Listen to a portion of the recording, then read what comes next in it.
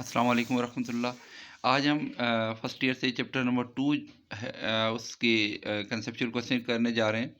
ये chapter number 2 जो है वो हमारे पास वेक्टर्स एंड इक्विलिब्रियम से रिलेटेड है। तो स्टार्ट करते हैं जी हमारे आज का जो लेक्चर है। पहला हमारा जो शॉर्ट क्वेश्चन है वो ये है कि is it possible to add 3 vectors of equal magnitude but different direction to get a null vector, illustrate with a diagram. यानी क्या हम 3 वेक्टर्स जो है उनको जिनकी मैग्नीट्यूड सेम हो लेकिन डायरेक्शन डिफरेंट हो तो क्या उनको ऐड करके नल वेक्टर बना सकते हैं?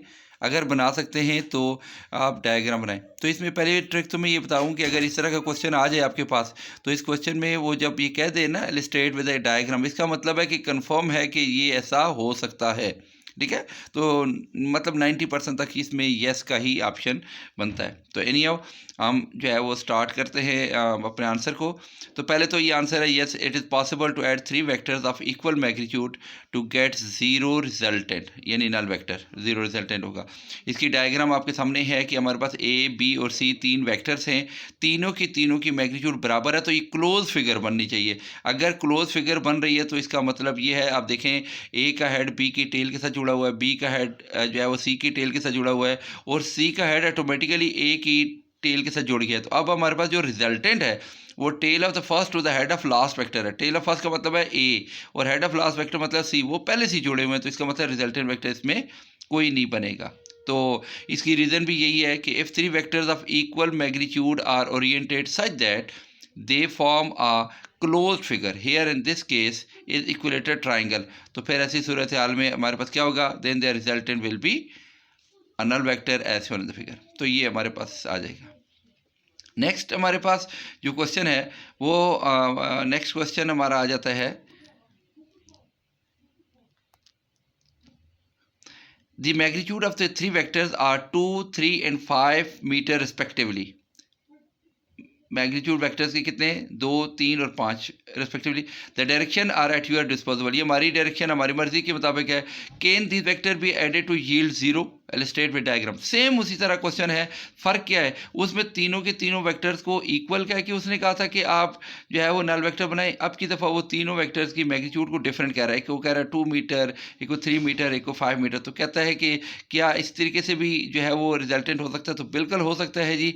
इसमें भी सिर्फ वही बात है कि क्लोज फिगर बननी चाहिए। ठीक है, yes it is possible to add 3 vectors to get zero resultant. ठीक है, और रीज़न वही है, if 3 vectors are connected according to head to tail rule such that they form a close figure triangle. लेकिन इसमें इक्विलेटर ट्राइंगल नहीं होगी, क्योंकि इक्विलेटर ट्राइंगल में तीनों साइडें बराबर होंगी। तो ये डायग्राम में है, आप देख रहे हैं कि 2 मीटर है, उसका हेड जो है वो 3 मीटर की टेल के साथ जुड़ा हुआ है, 3 मीटर का हेड जो है वो 5 मीटर की टेल के साथ जुड़ा हुआ है। तो 5 मीटर जो है वो ऑटोमेटिकली 2 मीटर के सेंटीमीटर के साथ जुड़ गया है। ठीक है, तो ये जो है वो सेंटीमीटर लिख दिया है उस वजह से कि हमने उसको स्केल बना के, अदरवाइज़ आप यहाँ पे मीटर लिखें, जो है वो बेहतर ऑप्शन ये है, क्योंकि स्केल हमने नहीं बनाना होता। तो 2 मीटर, 3 मीटर और 5 मीटर, ठीक है, इसके मुताबिक लिखिएगा, सेंटीमीटर ना लिखिएगा।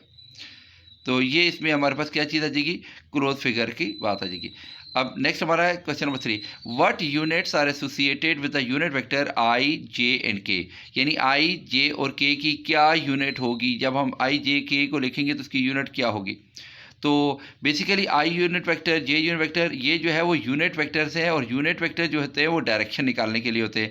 इसलिए जो है हमारे पास क्या है, the unit associated with unit vector I J and K is same as that of the physical quantity for which unit vector is used. यानी इसकी अपनी ज़ाती आई जे और के की कोई यूनिट नहीं होती है, हम आई जे और के को डायरेक्शन इंडिकेट करने के लिए इस्तेमाल करते हैं। तो जिस वेक्टर की डायरेक्शन इंडिकेट करने के लिए इस्तेमाल करेंगे उसकी जो भी यूनिट हुई वही इस्तेमाल करें। तो मतलब इसमें क्या है कि उसकी जो है यूनिट क्या होगी, same as that of the physical quantity, कि उसको फिजिकल क्वांटिटी जिसके साथ इसको यूनिट वेक्टर को इंडिकेट करेंगे बिल्कुल उसी की जो है वो यूनिट उसी की जैसी होगी। मसलन एग्जांपल में मैंने बता दिया है कि रीज़न बताया, since unit vector I J and K are only use to represent the direction vector and it is always written after the magnitude of physical quantity. For example देखें कि डिस्प्लेसमेंट दिया हुआ है 4 मीटर अलॉन्ग एक्स एक्सिस। अगर displacement 4 metre along X axis है तो हम इसे लिखेंगे 4 आई साथ एम, 4 मतलब मैग्नीट्यूड आई उसकी यूनिट वेक्टर होगी और m फॉर मीटर। तो इसका मतलब है कि इसमें जो मीटर लगा है वो बेसिकली 4 के साथ लगा हुआ है, तो मतलब जो यूनिट वेक्टर जो मैग्नीट्यूड के साथ जो है यूनिट है वही इसके साथ बन रही है। Here the unit associated with the unit vector same as that of the displacement. इसी तरह कोई और भी जो भी आप यूनिट जो है वो इस्तेमाल करेंगे जिसमें मसलन अगर फॉर एग्जांपल फोर्स था तो force is equal for example 10 Newton है अलॉन्ग द एक्स एक्सिस है या अलॉन्ग वाई एक्सिस है, तो वही यूनिट होगी जो फोर्स की होगी। हमारे पास question 4, can a scalar product of two vectors be negative. क्या स्केलर प्रोडक्ट दो वेक्टर्स का नेगेटिव हो सकता है? Provide approve and give example. इस केस में भी मेजॉरिटी में जो इस तरह का क्वेश्चन होता है उसका आंसर, क्योंकि उसने लिखा हुआ है कि क्या स्केलर प्रोडक्ट नेगेटिव हो सकता है या नहीं हो सकता, और साथ कहता है कि प्रोवाइड एग्जांपल करें, तो ऐसी सूरत हाल में भी मेजॉरिटी में चांसेस यही होता है कि येस का ही ऑप्शन आएगा। तो yes, the scalar product of two vectors can be negative हो सकता है। अब रीजन लिखते हैं, as scalar product is given by A dot B is equal to A B cos theta. ये स्केलर प्रोडक्ट का फार्मूला है, A dot B is equal to A B cos theta. इसका मतलब है this implies that if the angle between these two vector is greater than 90 and less than 270 then the scalar product will be negative. यानी देखें A dot B की value A B cos theta है, इसका मतलब है कि इसकी magnitude negative होगी या पॉजिटिव होगी, इस बात पर डिपेंड करेगा कि कॉज ऑफ थीटा की क्या वैल्यू है। तो अगर थीटा को 90 से ज़्यादा रखें और 270 से कम रखें तो कोई भी वैल्यू 90 से मतलब 91 से शुरू करें और 269 तक कोई भी वैल्यू रखें तो आप देखिएगा कि आंसर आपके पास हमेशा कॉज ऑफ जो है वो 91 से कॉज ऑफ 269 तक कोई वैल्यू भी रखें तो हमेशा नेगेटिव आंसर देगा। तो इसका मतलब है कि अगर हमारे पास एंगल जो है ए वेक्टर और बी वेक्टर के दरमियान 90 से ज़्यादा और 270 से कम हो तो ये हमारे पास जो है वो दूसरा और तीसरा क्वाड्रेंट आएगा, तो इसमें हमेशा जो है वो स्केलर प्रोडक्ट नेगेटिव होगा। इसकी एग्जांपल के तौर पे मैं जो है वो कोई भी एंगल लिख सकते हैं। मसलन देखिए मैंने पहले एग्जांपल में A dot B is equal to A B cos of 120 लिखा है, मतलब मैंने कोई भी एंगल रखा 120 90 से ज़्यादा, तो देखिए -0.5 इसका आंसर है, तो -0.5 ए बी। दूसरी दफ़ा कॉज ऑफ 180 रखा हुआ है तो ये भी कॉज ऑफ 180 -1 होता है, तो ये माइनस ए बी आ गया। तो यूँ कोई भी वैल्यू आप रख सकते हैं, जिस तरीके से जो है वो 210 रख दें तो ये आप देखिए कॉज ऑफ 210 जो होता है वो -0.866 है, तो फिर भी आंसर नेगेटिव में आ रहा है। तो कोई भी वैल्यू, मैंने 3 एग्जांपल दिए हैं, आप जिस तरह जो मर्जी एग्जांपल देते। इसमें जो कॉज ऑफ 180 है ये मैक्सिमम जो है वो नेगेटिव वैल्यू आएगी। ठीक, नेक्स्ट हमारा क्वेश्चन है question number 5। A and B are two non zero vectors. A और बी दो नॉन ज़ीरो वेक्टर्स हैं। How can their scalar product be zero. कहता है ए और बी दो नॉन ज़ीरो वेक्टर है, इनका स्केलर प्रोडक्ट ज़ीरो कैसे होगा। And how can their scalar product be their vector product be zero. दो पार्ट पूछे हुए हैं, how can their scalar product भी जीरो, यानी अगर दो ए और बी दो non zero vector, non zero का मतलब है ए और बी जीरो नहीं है, ठीक है, उनकी कोई वैल्यू है, तो आप बताएं कि फिर उनका स्केलर प्रोडक्ट कैसे जीरो होगा और उनका वेक्टर प्रोडक्ट कैसे जीरो होगा। तो पहले हम बात करते हैं स्केलर प्रोडक्ट की। If A and B are two non zero vector then their scalar product is zero if both vectors are perpendicular to each other. यानी अगर दोनों वेक्टर परपेंडिकुलर हों तो फिर उनका डॉट प्रोडक्ट यानी स्केलर प्रोडक्ट जीरो होगा। मसलन A dot B is equal to A B cos of 90 degree, क्योंकि परपेंडिकुलर है, कॉज ऑफ 90 जीरो, तो जवाब जीरो हो जाएगा। ठीक है, ये पेपर में इसको रिवर्स भी पूछा जा सकता है कि अगर दो वेक्टर परपेंडिकुलर हों तो उनका डॉट क्या होगा, तो आप कहेंगे परपेंडिकुलर है, तो क्योंकि फार्मूला डॉट प्रोडक्ट का A dot B is equal to A B cos theta होता है, थीटा की जगह 90 पुट करें तो कॉज ऑफ 90 जीरो। ठीक है, तो ये जी हमारे पास स्केलर प्रोडक्ट के बारे में। तो A dot B is equal to क्या आ जाएगा जीरो, क्योंकि कॉज ऑफ 90 जीरो है। दूसरा जो है वो उसने पूछा हुआ था वेक्टर प्रोडक्ट कब जीरो होगा। देखिए वेक्टर प्रोडक्ट का फार्मूला होता है A cross B is equal to A B sine theta. तो कहता है if A and B are two non zero vector then their vector product zero if both vectors are parallel or anti parallel to each other. यानी अगर दोनों vector parallel हैं या anti parallel हैं तो उनका फिर क्रॉस प्रोडक्ट जीरो होगा। यानी वेक्टर प्रोडक्ट ज़ीरो होने के लिए दोनों के दरमियान एंगल या उनके जो है वो पैरेलल या एंटी पैरेलल होनी चाहिए। पैरेलल के लिए एंगल ज़ीरो होगा, एंटी पैरेलल के लिए 180 होगा, और स्केलर प्रोडक्ट के लिए ज़ीरो होने के लिए परपेंडिकुलर मतलब 90 डिग्री होना चाहिए। वेक्टर प्रोडक्ट के लिए A cross B is equal to क्योंकि एंगल ज़ीरो करके देखते हैं, A B sine of zero N unit vector, और साइन ऑफ ज़ीरो ज़ीरो होता है तो ये ज़ीरो आ जाएगा हमारे पास इसका आंसर। इसी तरह ए क्रॉस बी में अगर साइन ऑफ 180 हो जाए, 180 साइन का मतलब ये होता है कि एंटी पैरेलल है, तो फिर भी जवाब ज़ीरो आएगा। ठीक है, तो इसका मतलब है कि आपके पास परपेंडिकुलर होते हुए डॉट प्रोडक्ट ज़ीरो होता है, और पैरेलल या एंटी पैरेलल होते हुए क्रॉस प्रोडक्ट यानी वेक्टर प्रोडक्ट ज़ीरो होता है। नेक्स्ट क्वेश्चन है हमारे पास, suppose you are given a non zero vector A. कहते हैं कि फ़र्ज़ कर लेते हैं हमारे पास एक नॉन ज़ीरो वेक्टर ए है। नॉन ज़ीरो वेक्टर ए मतलब फिर वही है कि पहले वो उसने कहा था, पहले क्वेश्चन में, क्वेश्चन 5 में ये कहा था कि दोनों नॉन ज़ीरो, लेकिन अब की दफ़ा वो सिर्फ कह रहा है कि ए नॉन ज़ीरो है। The scalar product of A with in unknown vector B is zero. कहता है कि इस ए वेक्टर का अननोन वेक्टर बी का जो स्केलर प्रोडक्ट है वो ज़ीरो है। ठीक है, यानी पहले ही उसने बता दिया कि ए जो है वो नॉन ज़ीरो है, ए के बारे में कन्फर्म है कि वो ज़ीरो नहीं है, लेकिन वो कहता है कि ए की जो स्केलर प्रोडक्ट है बी के साथ, बी के बारे में उसे कुछ नहीं बताया, कहता है ए का जो स्केलर प्रोडक्ट बी वो ज़ीरो है, और साथ कह रहा है likewise vector product of A with B is zero. कहता है कि स्केलर प्रोडक्ट भी दो वेक्टर का ज़ीरो है, वेक्टर प्रोडक्ट भी ज़ीरो है। ठीक है, तो आपसे पूछ रहा है कि what you conclude about B, B के बारे में क्या कहेंगे। यानी क्वेश्चन में बात करूं आसान लफ्ज़ों में तो वो कहता है ए जो है वो ज़ीरो नहीं है, बी के बारे में वो आपसे पूछ रहा है कि बी की क्या वैल्यू होगी कि अगर उसका डॉट भी ज़ीरो हो, क्रॉस भी ज़ीरो हो, मतलब स्केलर प्रोडक्ट भी ज़ीरो और वेक्टर प्रोडक्ट भी ज़ीरो। देखें, अगर हम बात करते हैं कि स्केलर प्रोडक्ट उसका ज़ीरो है, तो ऐसी सूरत हाल में हम जो है वो बात क्या करेंगे, वो देखिए सबसे पहले तो हम देखते हैं answer. The vector B is null vector. क्यों कि हम पहले तो हम आंसर लिखते हैं कि जो बी वेक्टर है वो नल वेक्टर है। तो इसके लिए क्या रीज़न है, प्रूफ क्या है, as we are given that A dot B is equal to zero, क्योंकि उसने पहले कहा कि स्केलर प्रोडक्ट ज़ीरो है। अगर स्केलर प्रोडक्ट ज़ीरो है तो अभी अभी हमने बात की थी स्केलर प्रोडक्ट तब ज़ीरो हो सकता है जब दोनों वेक्टर्स परपेंडिकुलर होंगे। देखें, this imply that A B cos of theta is equal to zero, क्योंकि ए डॉट बी ज़ीरो है तो ए डॉट बी का formula A B cos theta होता है।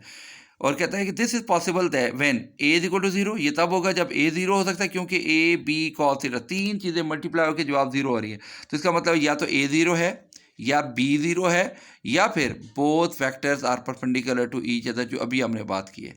ए ज़ीरो है, बी ज़ीरो है, या परपेंडिकुलर है।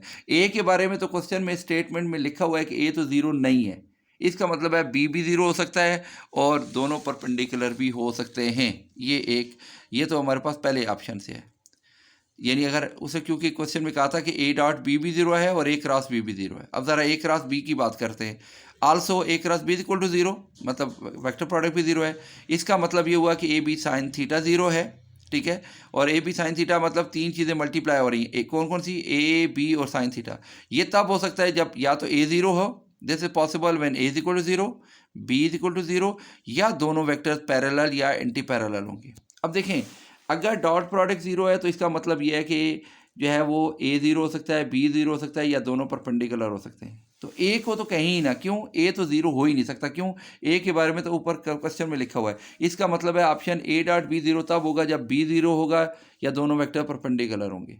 और क्रॉस कब ज़ीरो होगा, जब बी ज़ीरो होगा और दोनों वेक्टर पैरेलल या एंटी पैरेलल होंगे। अब देखें, डॉट को कहते हैं कि जब बी ज़ीरो है और दोनों वेक्टर परपेंडिकुलर है, और क्रॉस में कहते हैं कि दोनों वेक्टर पैरेलल या एंटी पैरेलल हैं। अब ये तो नहीं हो सकता एक केस में पैरेलल हो, एक में परपेंडिकुलर हो, एक ही जवाब देना है। तो अगर आप इन दोनों को कंपेयर करें, इनको कंबाइन करें, तो आप देखें एक चीज़ कॉमन आ रही है दोनों में। क्या आ रही है, बट ए, आगे मैं इसका रीज़न लिख दिया है, but A is a non zero vector, thus b is a null vector because it is impossible for two vectors that they both are parallel, anti-parallel and perpendicular to each other at the same time। ये जो आखिरी बात है मैं आपको इसकी सारी बात समझा देता हूँ। वो ये है कि एक्चुअल में जब हम कहते हैं a डॉट b ज़ीरो है, ठीक है, अगर मैं कहूँ a ज़ीरो नहीं है तो a डॉट b ज़ीरो तब होगा जब b ज़ीरो होगा या दोनों परपेंडिकुलर होंगे, और ए क्रॉस बी ज़ीरो तब होगा जब बी ज़ीरो होगा और दोनों पैरेलल होंगे। अब देखें, एक केस में दोनों पैरेलल हैं, एक केस में परपेंडिकुलर हैं, ये नहीं हो सकता, या तो वो पैरेलल होंगे या परपेंडिकुलर होंगे। तो इसलिए पैरेलल और परपेंडिकुलर वाला कंसेप्ट तो नहीं रहा। फिर पीछे कौन सी चीज़ कॉमन है दोनों में, अगर गौर करें तो देखें, पहले केस में भी ए डॉट बी ज़ीरो होने के लिए भी बी ज़ीरो हो सकता है, और ए क्रॉस बी के लिए भी बी ज़ीरो है, तो यही चीज़ कॉमन है। तो इसका मतलब बेस्ट ऑप्शन क्या है कि जो बी है वो नल वेक्टर है। Question number 7, why a particle experiencing only one force can not be in equilibrium. कहता है, क्वेश्चन पूछ रहा है कि अगर एक पार्टिकल जो है वो सिंगल फोर्स उसके ऊपर लग रही है तो वो इक्विलिब्रियम पे क्यों नहीं हो सकता। यानी सिंगल फोर्स एक से for a particle to be in equilibrium the net force and the torque, यानी net force and net torque acting on a body is zero. ये पार्ट इक्विलिब्रियम की कंडीशन है कि उसके ऊपर नेट फोर्स और नेट टॉर्क कितना होना चाहिए, जीरो होना चाहिए।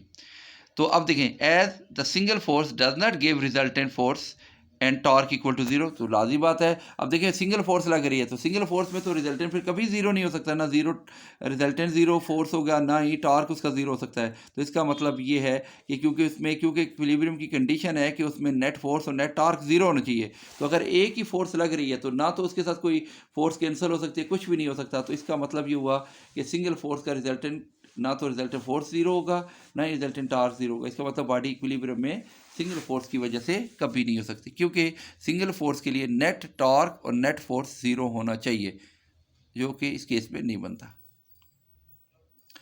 क्वेश्चन नंबर हमारे पास जो है वो 8 आता है। To open a door that has a handle on the right and the hinge on the left a torque must be applied. कहता है कि क्वेश्चन कह रहा है कि एक दरवाज़ा है जिसके हैंडल जो है वो राइट पे हैं और हैंग्स उस जगह को बोलते हैं जहाँ से दरवाज़ा घूम रहा होता है, जिसे आम रूटीन में कब्जे या कुछ भी इस तरह का लफ्ज़ बोला जा सकता है लोकल लैंग्वेज में। तो कहता है कि जो है उसके राइट साइड पे जो है वो हैंडल है और जो है वो handle on the right and hangs on the left, और हैंग्स जो है वो उसके लेफ्ट साइड पे है। ठीक है, अब दरवाजे को ज़रा इमेजिन करें कि दरवाजे राइट साइड पे जो है वो हैंडल लगा हुआ है और लेफ्ट साइड पे हैंग्स लगे हुए हैं, यानी दरवाज़ा लेफ्ट साइड से घूम रहा है। पूछ रहा है कि अ टॉर्क मस्ट बी अप्लाइड, इस सूरत में इज द टॉर्क, अब टॉर्क अप्लाई करते हैं। इज द टॉर्क क्लॉकवाइज और counter clockwise when viewed from above. Does your answer depend on whether the door open toward और अवे फ्रॉम यू। क्वेश्चन ये पूछ रहा है कि एक दरवाज़ा है, उस दरवाजे का हैंडल है राइट साइड पे और हैंग्स लगे हुए हैं लेफ्ट साइड पे। अब आप उसके ऊपर टॉर्क अप्लाई कर रहे हैं। ठीक है, जब टॉर्क अप्लाई करेंगे तो पूछ रहा है कि टॉर्क क्लॉकवाइज होगा, यानी जब आप दरवाज़ा को घुमाएंगे तो वो दरवाज़ा जो है वो टॉर्क क्लॉकवाइज होगा या एंटी क्लॉकवाइज होगा, मतलब दरवाज़ा घूम रहा है तो। और साथ पूछ रहा है कि क्या जो आपका जवाब है वो इस बात पे डिपेंड करेगा कि दरवाज़ा खुल रहा है आपकी तरफ या आपसे अवे खुल रहा है। ये बात भी पूछ रहा है, दोनों बातें पूछ रहे हैं। ठीक है, does your answer depend upon whether the doors open toward you और अवे फ्रॉम यू। ठीक है, बेसिकली इसमें जो है वो आपसे ये बात पूछ रहा है कि दरवाज़ा जब अगर खुलेगा तो दरवाजे के खुलने से आप ये बताएं कि जो टॉर्क पैदा हो रहा है वो क्लॉकवाइज है या एंटी क्लॉकवाइज है। ठीक है, तो टू ओपन अ डोर, याद रखना है इसमें जो मेन चीज़ है वो दरवाजे को खोलनी है, क्योंकि पहले सेंटेंस ही है टू ओपन अ डोर। ठीक है, तो to open a door that has a handle on the right and hangs on the left a torque must be applied, but the torque produced in this case depend upon whether the door open toward or away from us।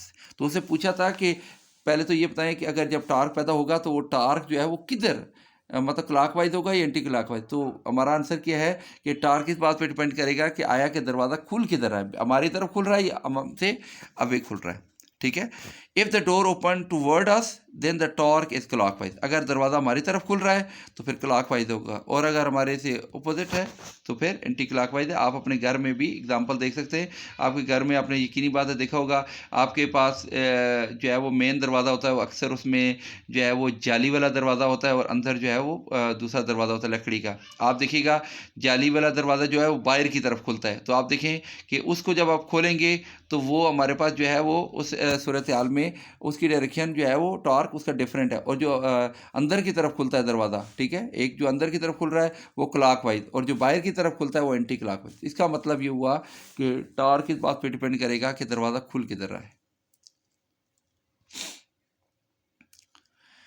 हमारे पास question number 9 आ रहा है, explain the warning never use a large wrench to tighten a small bolt, कि कभी भी छोटे bolt को टाइट करने के लिए बड़ा रेंच इस्तेमाल नहीं करना चाहिए। तो ये पूछ रहा है कि इसकी वार्निंग क्यों दी जाती है। It is warned that never use a large wrench to tighten a small bolt because a long wrench has a greater movement arm so torque produce is large. यानी वो कहता है इसका है कि जितना देखें लार्ज रेंज यूज़ किया तो लार्ज रेंज का क्या होगा, लार्ज मूवमेंट आर्म होगा, और लार्ज मूवमेंट आर्म हुआ तो टार्क जो प्रोड्यूस होगा वो भी लार्ज होगा। ठीक है, तो ऐसी सूरत हाल में क्या होगा, ज़्यादा टार्क होगा तो क्या होगा कि अब टार्क जितना ज़्यादा होगा तो उससे क्या हो सकता है कि जी हमारे पास जो बोल्ट है वो टूट जाएगा। और उसकी रीज़न क्या है कि because the torque is given bye torque, क्या फार्मूला है जी, आर क्रॉस एफ। ठीक है, अब हमने पहले ही बात कर ली है कि जितना जो है वो मूवमेंट आर्म ज़्यादा होगा टार्क ज़्यादा होगा। क्यों, आप आर ज़्यादा है तो टार्क ज़्यादा है। दस अ लार्ज रेंज में डैमेज अ स्मॉल बोल्ट, जिसकी वजह से क्या हो जाएगा जो है वो, क्योंकि टार्क ज़्यादा पैदा होगा तो जिसकी वजह से स्मॉल बोल्ट जो है वो ख़राब हो सकता है।